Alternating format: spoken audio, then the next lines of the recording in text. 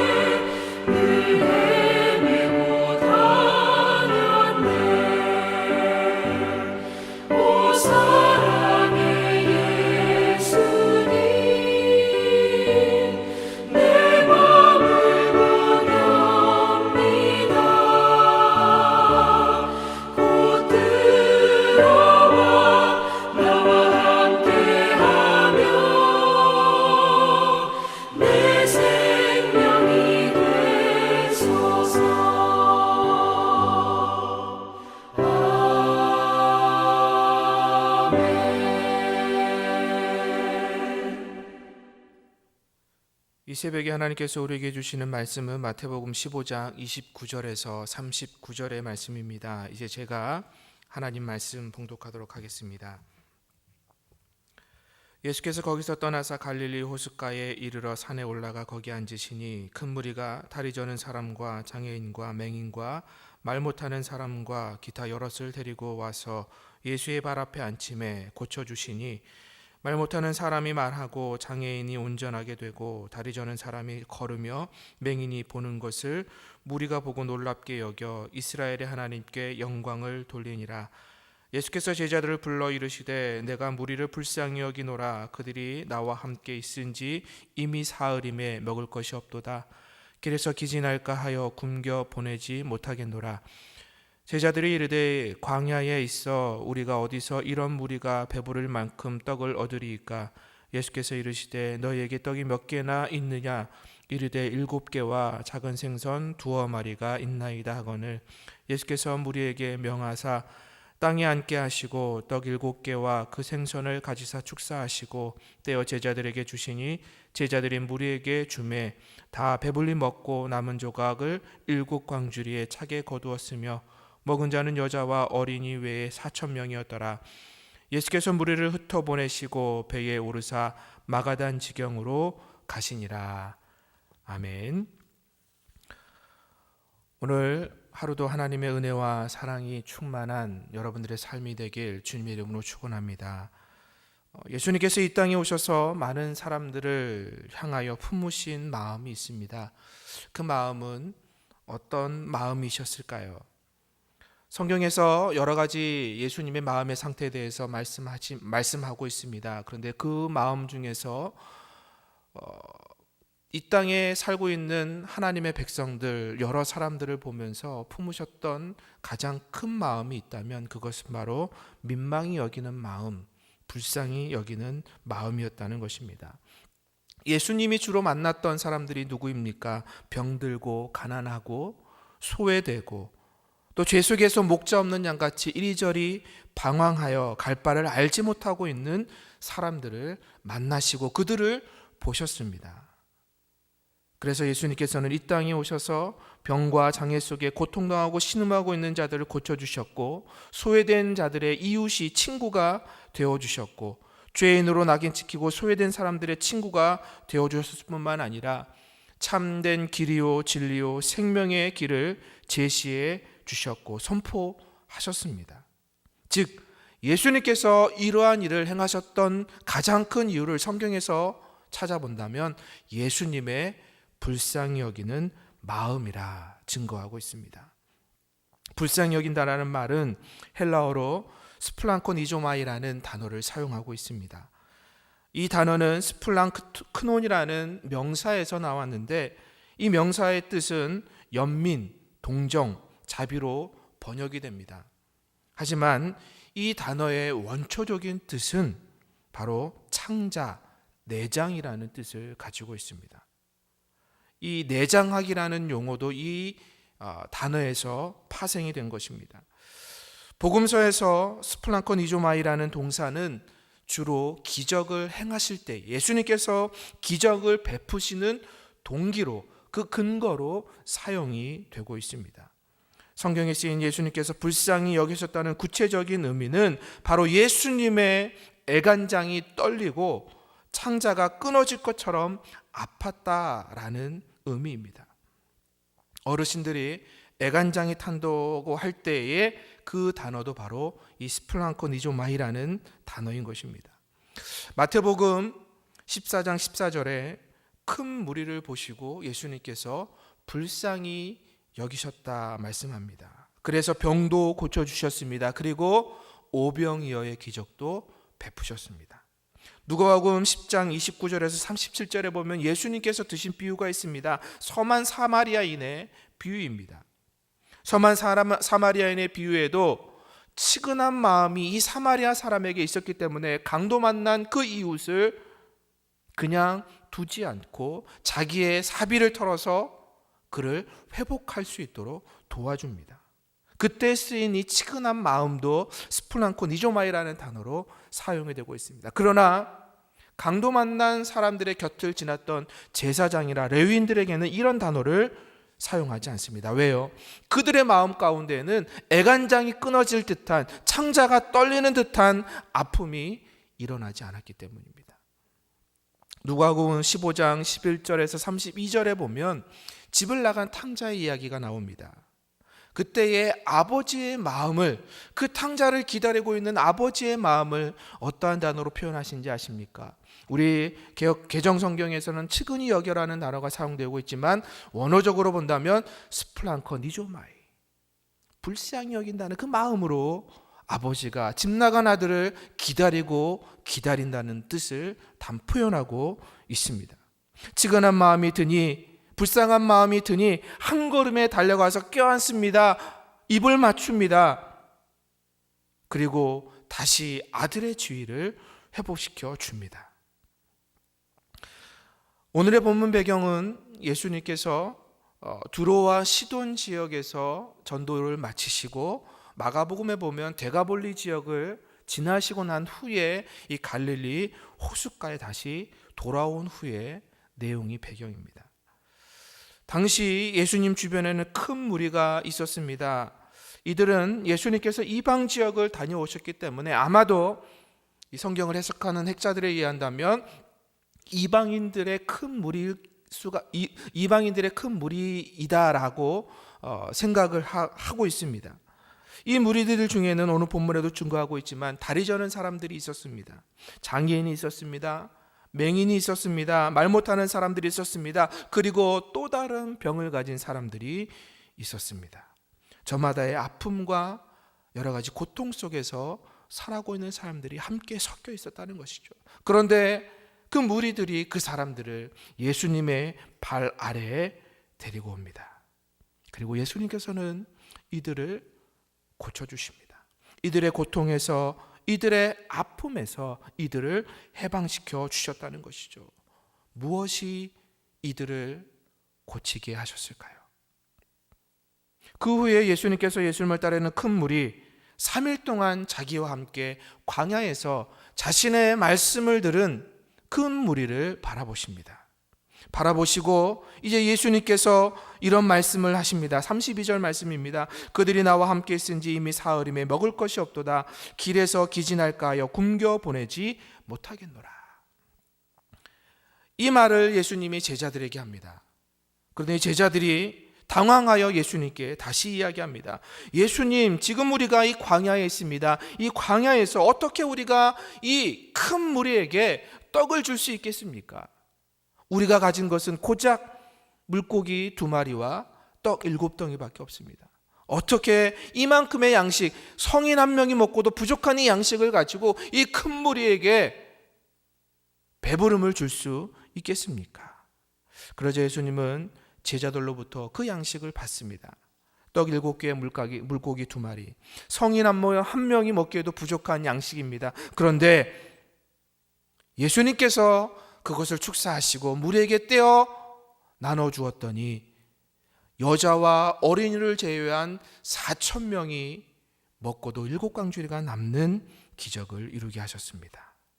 무엇이 예수님께서 떡 7덩이와 물고기 2마리로 그 큰 무리를 배부르게 하셨을까요? 제가 2가지 물음을 했습니다. 아픔과 고통 속에 있는 그들이 예수님 발 앞에 왔을 때에 무엇이 그들을 예수님으로부터 고침을 받게 했을까? 굶어 기진한 그 사람들을 무엇이 예수님이 그들을 배부르게 했을까? 그것은 바로 오늘 32절 말씀처럼 이렇게 합니다. 내가 무리를 불쌍히 여기노라. 예수님의 불쌍히 여김이 고통과 아픔 가운데 있는 그들을 해방시켜 주었습니다. 예수님께서 불쌍히 여기는 그 마음으로 말미암아 그 큰 무리가 배부르게 만족함을 누리게 되었습니다. 요한복음 3장 16절에 의하면 하나님이 세상을 향한 마음을 무엇이라 이야기하고 있습니까? 바로 사랑입니다. 그 사랑으로 말미암아 하나님의 독생자 예수 그리스도가 이 땅에 오셨습니다. 그 하나님의 사랑으로 말미암아 예수님께서 이 땅에 영원한 생명을 주셨습니다.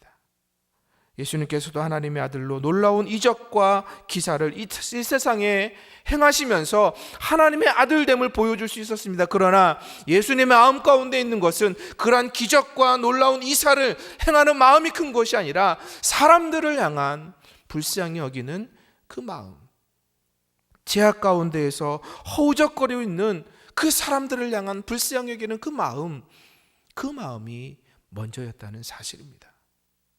십자가를 지시기 전 로마 군병들이 예수님을 잡아갈 때에 예수님은 큰 능력으로 말미암아 그 로마 군병들을 물리칠 수 있었습니다. 그러나 예수님은 우리의 죄를 향한 불쌍히 여기심이 있기 때문에 십자가를 묵묵히 지셨던 것입니다. 그렇다면 왜 예수님께서 불쌍히 여기는 마음을 품으셨을까요? 그것은 먼저 사랑하는 마음, 하나님의 백성들을 사랑하시는 그 사랑 때문이었다는 것입니다. 불쌍히 여기다는 단어가 영어로는 컴패션이라는 단어를 사용하고 있습니다. 이 컴패션이라는 단어는 뜻을 풀이하자면 고통을 함께 나눈다, 고통과 아픔을 함께 한다라는 뜻을 가지고 있습니다. 누가 다른 사람의 고통과 아픔을 함께 나눌 수 있겠습니까? 힘 있는 사람, 돈 있는 사람, 그러한 사람이라고 해서 고통과 아픔을 함께 나누고 그곳에 함께 머물러 있을 수 있겠습니까? 요즘 우리는 놀라운 소식을 듣습니다. 코로나19 감염증으로 인해서 많은 고통과 아픔을 당하는 사람들, 그들을 향하여 스스로 찾아가는 사람들의 이야기입니다. 많은 고통과 아픔 속에 있는 그 사람들을 스스로 찾아가 기꺼이 함께 그 아픔과 고통을 나눕니다. 치료합니다. 회복하고자 하는 많은 마음과 행위들을 행하고 있습니다. 거기에는 수많은 의료진들이 있습니다. 공무원들이 있습니다. 자원봉사자들이 있습니다. 그리고 자신이 직접 그곳에 가서 함께 할 수는 없지만 그들이 가지고 있는 최소한의 것들을 나누고자 하는 마음이 있습니다. 무엇일까요? 바로 사랑하기 때문에, 그들의 마음 가운데에 사랑하는 마음이 있기 때문에 나눌 수 있는 것이고 자기의 시간과 공간과 자기의 필요한 것들을 나눌 수 있는 그런 마음들이 생기게 된다는 것이죠. 마찬가지입니다. 오늘 본문에 등장하는 아픔과 고통 속에 살아갈 수밖에 없는 그 사람들, 3일 동안 굶어 기진하여 예수님 곁에 있는 그 사람들, 예수님은 그들을 불쌍히 여기셨습니다. 왜요? 사랑하시기 때문입니다. 우리가 하루하루를 살아갈 수 있는 이유가 어디에 있겠습니까? 바로 하나님이 우리를 사랑하시는 그 사랑하심으로 말미암아 우리는 하루하루를 살아갈 수 있게 됩니다. 하나님의 사랑하심이 없다면 우리는 우리의 삶을 살아낼 수 없을 것입니다. 이런저런 작은 일들과 사건들로 말미암아 우리는 무너지고 아파하고 고통 속에서 허우적거릴 수밖에 없을 것입니다. 죄인된 모습으로 우리의 모습을 바라본다면 우리는 열등감에 빠져, 아니 죄악 속에 허우적거려 우리의 삶조차도 살아낼 수 없는 연약한 존재임을 고백할 수밖에 없을 것입니다. 그러나 사도 바울의 고백처럼 예수 그리스도를 통하여 우리에게 보여주신 그 사랑으로 말미암아 우리는 넉넉히 이기는 삶을 살아갈 수 있게 되었습니다. 그리고 그 사랑은 그 어떤 것도 끊을 수 없는 능력이 되었습니다. 예수님은 우리를 사랑하시기에 우리를 불쌍히 여겨서 우리의 삶 속에 친히 찾아오십니다. 그래서 기진하여 늘어뜨리고 있는 우리의 두 팔을 꽉 붙잡아 주십니다. 아픔과 고통 속에 힘이 없어서 서 있을 수 없는 상황 속에서도 우리의 두 무릎을 굳게 세워주시고 우리로 하여금 한 걸음 한 걸음 전진할 수 있도록 우리에게 능력을 베푸십니다. 무엇이요? 바로 우리를 사랑하시는 그 사랑입니다. 불쌍히 여기시는 그 마음으로 말미암아 우리를 사랑하시기 때문에 예수님께서 우리의 삶을 그렇게 이끌어 가시는 것입니다. 두 번째로 예수님께서 불쌍히 여기시는 이유는 우리에게 참다운 회복을 이루기 위해서이십니다. 사마리아 사람이 강도를 만난 사람을 불쌍히 여기니 강도 만난 사람이 회복의 은혜를 누리게 되었습니다. 아버지가 집 나간 아들을 측은히 여기니, 불쌍히 여기니 그 아들의 지위가 다시 회복되었습니다. 예수님께서 죽은 아들로 말미암아 슬퍼하고 애통하고 있는 한 과부를 불쌍히 여기시니 그 과부의 죽은 아들이 일어나 생명을 얻어 그들의 삶이 회복되었습니다. 오늘 본문도 마찬가지입니다. 예수님 발 앞에 수많은 고통과 아픔 속에 놓여있는 사람들이 왔습니다. 그러나 예수님께서 그들을 불쌍히 여기자 그들의 삶이, 그들의 육신이, 그들의 질병이 떠나가고 그들의 삶의 자리에 참다운 회복, 진정한 회복이 일어났습니다. 3일 동안 굶주려있던 그 사람들, 기진하여 돌아갈 길 제대로 돌아갈 수 없었던 그 사람들, 예수님께서 그들을 불쌍히 여기시니 그들이 배부름을 누리는 회복이 일어났습니다. 그래서 오늘 말씀은 이렇게 증거합니다. 말 못하는 사람이 말하고 장애인이 운전하게 되고 다리 저는 사람이 걸으며 맹인이 보는 것이. 36절과 37절 초반절에 보면 떡 7개와 그 생선을 가지사 축사하시고 떼어 제자들에게 주시니 제자들이 무리에게 주매 다 배불리 먹고. 예수님께서 불쌍히 여기시면 우리의 삶에 회복이 일어납니다. 어그러지고 깨지고 고통과 아픔 속에서 영적인 기근 속에서 갈급하고 허덕이며 살아가고 있는 우리의 삶의 자리에 예수님께서 불쌍히 여기시면 회복이 일어나는 것입니다. 하나님께서 창조하신 그 창조의 모습을 잃어버리고 살아왔고 지금도 살아가고 있고 앞으로도 살아갈 우리의 모습이지만 우리의 삶의 자리에 예수님이 불쌍히 여기시면 참다운 회복이 일어나게 되는 것입니다. 우리의 죄성을 예수님께서 끊어주셔서 하나님과의 바른 관계를 마련해 주셨기 때문입니다.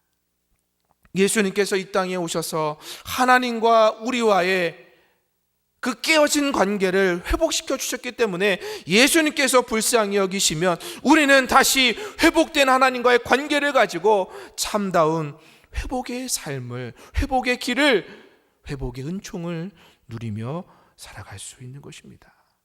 그래서 중세 교회는 이런 고백을 날마다 했습니다. 큐리에 엘레이손, 큐리에 엘레이손, 큐리에 엘레이손. 예배 때마다 그들은 이런 고백을 했습니다. 주여 우리를 불쌍히 여기소서. 불쌍히 여기셔서 우리의 삶을 회복시키시고 우리의 마음을 회복시키시고 죄성이 있는 우리의 삶의 자리에 참다운 회복으로 말미암아 다시 한번 하나님과의 아름다운 관계의 회복으로 우리를 이끄소서. 오늘도 우리의 삶의 자리에 이 고백이 있기를 소원합니다. 주여 우리를 불쌍히 여기셔서 우리를 회복시켜 주옵소서. 오늘도 이 고백으로 살아가는 은혜가 있기를 소원합니다. 그리고 마지막으로 예수님께서 우리를 불쌍히 여기시는 그 이유에는 바로 우리로 하여금 믿음의 길을 걸어가게 하기 위함이 있다는 사실을 깨달아야 합니다. 오늘 본문 말씀을 보십시오. 예수님의 발 아래에 앉아서 예수님으로부터 불쌍히 여김을 받아 고침을 받은 사람들에게 어떠한 일이 벌어졌습니까? 31절 말씀에 보니 말 못하는 사람이 말하고 장애인이 온전하게 되고 다리 저는 사람이 걸으며 맹인이 보는 것을 무리가 보고 놀랍게 여겨 이스라엘의 하나님께 영광을 돌리니라. 고침받은 사람들뿐만이 아닙니다. 이들과 함께 했던 무리가 하나님께 영광을 올렸다는 것이죠. 그리고 39절 말씀은 이렇게 말씀합니다. 예수께서 무리를 흩어 보내시고 3일 동안 광야길에서 기진하여 굶주려 있는 자들에게 예수님께서 배불리 만족함을 누리게 한 후에 예수님께서 취하신 행동이라는 것입니다. 이제 예수님께서 그 큰 무리를 흩어 보내셨다는 것입니다. 본문에 쓰인 흩어 보내다라는 단어는 바로 자유롭게 가게 하다, 풀어주다, 혹은 떠나다, 출발하다라는 단어를 뜻을 가지고 있습니다. 다시 풀어본다면 예수님께서 불쌍히 여겨 놀라운 이적을, 기적을, 기사를 체험한, 경험한 그 사람들이 이제는 그 자리에 머물러 있는 것이 아니라 그들의 삶의 자리로 나아가도록 그들을 흩어 보내셨다는 것입니다. 이전과는 다른 삶의 모습으로 하나님의 은혜를, 기적을 맛보았다면, 예수님으로부터 불쌍히 여김을 누렸다면 이제는 그들의 삶의 자리로 나아가서 다른 사람들에게 그 예수님의 불쌍히 여기는 마음을 가지고 다가가라는 것입니다. 그들의 삶을 그렇게 채워가라. 예수님께서 그들을 흩어 보내셨다는 말씀이라는 것입니다. 예수님께서 우리를 불쌍히 여기시는 것은 우리가 불쌍히 여김을 받은 그 자리를 고수하고 그 자리에 있으라는 것이 아닙니다. 오히려 우리로 하여금 우리의 삶의 자리로 흩어져서 예수님의 불쌍히 여기는 그 마음을 우리도 이제 경험했으니 빚진 자로서 그 마음을 품고 우리의 삶의 자리로 나아가 믿음의 길, 믿음의 걸음, 믿음의 삶 살아내라. 우리를 흩어 보내시는 것입니다. 그러기에 우리는 예수님께서 우리를 먼저 불쌍히 여기셨다는 그 마음을 품고 우리가 처한 삶의 자리에서 불쌍히 여기는 그 마음을 품고 나보다 연약한 자들, 나보다 부족한 자들, 우리의 삶의 자리에 소외된 이웃들, 그들을 향해서 예수님의 마음으로 불쌍히 여기는 믿음의 길, 믿음의 삶을 살아내야 하는 것입니다. 저와 여러분의 삶의 자리에 이러한 모습이 있기를 주님의 이름으로 축원합니다. 그렇다면 한 가지 문제가 있죠. 우리는 어떻게 예수님으로부터 불쌍히 여김을 받을 수 있는가라는 것입니다. 저는 이 말씀을 묵상하면서 시편 123편 2절의 말씀이 생각이 났습니다. 시편 123편 2절의 말씀에 이런 말씀이 있습니다. 현대인의 성경에 고백된 고백입니다. 종이 자기 주인의 손을 바라보듯이 우리가 우리 하나님 여호와를 바라보며 주께서 우리를 불쌍히 여기실 때까지 우리가 기다립니다. 오늘 말씀을 보십시오. 시편 123편 2절 말씀을 보십시오. 종이 자기 주인의 손을 바라보듯이 우리가 하나님 여호와를 바라보며 주께서 우리를 불쌍히 여기실 때까지 우리가 기다립니다. 우리가 어떻게 하나님으로부터, 예수님으로부터 오늘을 살아가는 삶의 자리에서 불쌍히 여김을 받으며 살아갈 수 있을까요? 우리가 주님을 바라보아야 합니다. 주님께서 나를 불쌍히 여기실 것을 기대해야 합니다. 그리고 기다려야 합니다. 예수님의 불쌍히 여기심이 없다면 우리는 오늘 하루도 살아갈 수 없는 존재임을 깨닫고 주님을 바라보며 주님 앞에서 나를 불쌍히 여길 것을 기대하며 기다리며 살아간다면 주님의 불쌍히 여기심으로 말미암아 수많은 기적들이 일어난 것처럼 우리의 삶을 하나님께서 기적으로 채워가실 줄 믿습니다. 하나님은 여전히 우리 안에 선하신 분이십니다. 선하신 그 하나님께서 우리를 불쌍히 여기신다면 우리의 삶의 자리는 하나님의 선하심으로, 하나님의 능력으로, 하나님의 권능으로 채워질 줄 믿습니다. 그것을 기대하며 오늘도 여러분의 삶의 자리에서 하나님을 바라보고 하나님의 은혜를 기대하며 기다리며 살아가는 축복이 있기를 주님의 이름으로 축원합니다. 기도하겠습니다. 걸어가신 아버지 하나님 감사합니다. 오늘 하루를 살아갈 수 있는 은총을 주시니 감사합니다. 오늘 하루를 살아갈 수 있는 것도 오직 주님께서 우리를 불쌍히 여기시기 때문입니다. 주님의 불쌍히 여기심으로 말미암아 우리가 주님의 사랑을 누립니다. 주님께서 주시는 회복을 맛봅니다. 그리고 무엇보다도 우리가 믿음의 길을 걸어갈 힘을 얻습니다. 하나님, 많은 힘겹고 어려운 싸움들이 지금도 우리의 삶의 자리에 일어나지만 하나님께서 우리를 불쌍히 여기시면, 주님께서 우리를 불쌍히 여겨주시면 우리가 능히 감당할 수 있사오니 하나님, 오늘도 우리를 불쌍히 여겨 주옵소서. 불쌍히 여기사 우리의 삶의 자리를 하나님의 은혜와 주님의 놀라운 기적들로 채워주셔서 우리가 다시금 하나님의 마음을 품고 우리의 이웃들을 불쌍히 여기는 삶의 모습으로 나아가도록 힘과 능력을 덧입혀 주옵소서. 우리가 그 주님을 바라보며 기대하며 기다립니다. 주여, 오늘도 우리의 삶의 자리에 놀라운 은총을 베풀어 주옵소서. 아직도 코로나19 감염증으로 말미암아 힘겨운 싸움을 싸우고 있습니다. 주여, 우리에게 힘을 더하여 주시고 견뎌내고 극복할 수 있는 지혜와 능력을 더하여 주셔서 결코 하나님은 우리를 선한 길로 이끌어 가시는 분이심을 삶의 자리에서 고백하고 노래할 수 있는 우리들이 될 수 있도록 인도하여 주옵소서. 그래서 오늘의 삶을 통해 오직 하나님께 영광이 되도록 우리를 인도하여 주옵소서. 이제는 우리 주 예수 그리스도의 은혜와 하나님의 사랑과 성령의 교통하심이 우리를 불쌍히 여기시는 그 하나님 앞에 겸손하게 엎드리며 그 하나님의 불쌍히 여기심을 기대하며 바라보며 기대하는 오늘을 살아가는 모든 성도들의 삶의 자리 위에 이제로부터 영원토록 함께 계시기를 간절히 축원하옵나이다. 아멘.